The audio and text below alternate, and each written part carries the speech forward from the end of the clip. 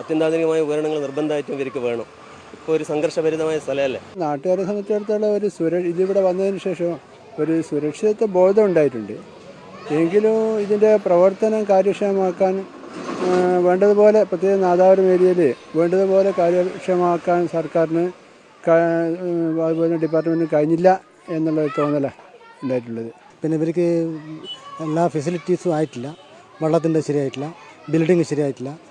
പിന്നെ ഇവർക്ക് സ്റ്റാഫിന് താമസിക്കാനുള്ള സൗകര്യം വരെ ശരിയായിട്ടില്ല.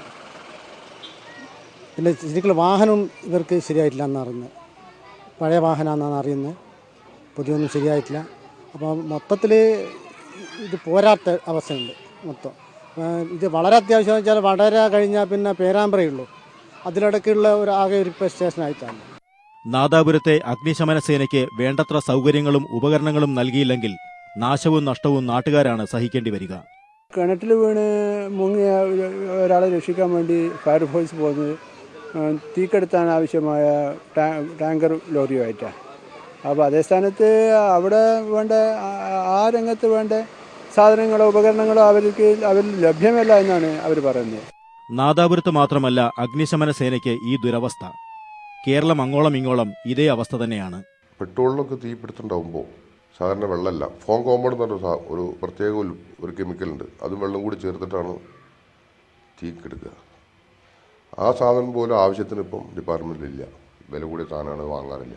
ഇപ്പം വലിയ സംഭവം ടൗണിലൊക്കെ ഇപ്പം നമ്മൾ ഒരുപാട് ബിൽഡിങ്ങുകൾ ഉണ്ടാക്കുന്നുണ്ട്. യഥാർത്ഥത്തിൽ ആ ബിൽഡിങ്ങിൻ്റെ അകത്ത് കയറി അപകടം കുടുങ്ങിയ ആളുകളെ രക്ഷപ്പെടുത്താൻ കഴിയും. അതിന് അവർക്ക് തന്നെ ഈ 3 നില വരെയുള്ള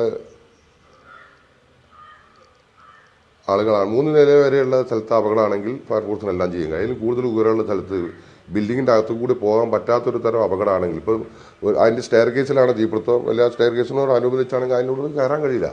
പുറത്തുനിന്ന് വന്നിട്ട് ഒന്നും ചെയ്യാൻ സംവിധാനം കേരള ഫയർഫോഴ്സിൽ ഇന്നില്ല. നാദാപുരത്തെ നിരോധനാജ്ഞ സർക്കാർ വീണ്ടും നീട്ടിയിരിക്കുകയാണ്. പ്രദേശത്താകെ ഇപ്പോഴും ബോംബ് പരിശോധന തുടരുകയുമാണ്. നാടൻ ബോംബുകൾക്ക് പുറമെ സ്റ്റീൽ ബോംബുകളും ഇടയ്ക്കിടെ ആഴ്സനിക് ബോംബുകളും ബോംബ് സ്ക്വാഡ് കണ്ടെത്തി തുടങ്ങിയിരിക്കുന്നു. സർവകക്ഷി സമാധാന സമ്മേളനങ്ങൾക്ക് പിന്നാലെ ഉണ്ടാകാറുള്ളത് സമാധാനത്തിന്റെ ചെറിയ ഇടവേളകൾ മാത്രം.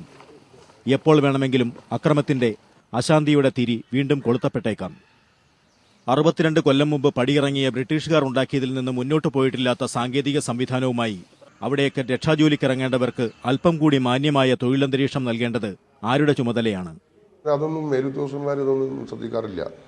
ഞാൻ കുറച്ചു കാലം ആ കാരണം ഫയർമാനായിട്ട് ജില്ലാ ഓഫീസറായിട്ട് റിട്ടയർഡായതാണ്. ഈ 2 ഘട്ടവും കൃത്യമായിട്ട് അറിയും.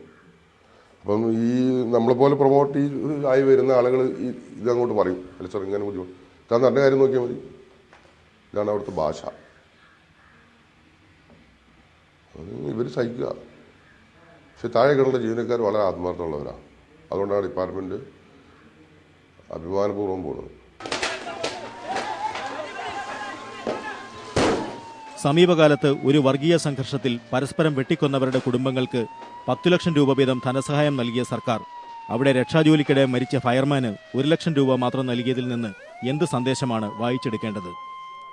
കാലഹരണപ്പെട്ട സാങ്കേതിക വിദ്യകളുടെ ന്യൂനതയെ ധൈര്യവും ആത്മാർത്ഥതയും കൊണ്ട് മാത്രം മറികടന്ന് ആളുകളെ അപകടങ്ങളിൽ നിന്ന് കൈപിടിച്ചുയർത്തുന്നവരെ തിരിച്ചു രക്ഷിക്കാനുള്ള മാന്യത കാട്ടാത്തവർ അവരെ നരകതുല്യമായ അന്തരീക്ഷത്തിൽ തള്ളി ശിക്ഷിക്കാതിരിക്കാനുള്ള സാമാന്യ മര്യാദയെങ്കിലും കാട്ടണം.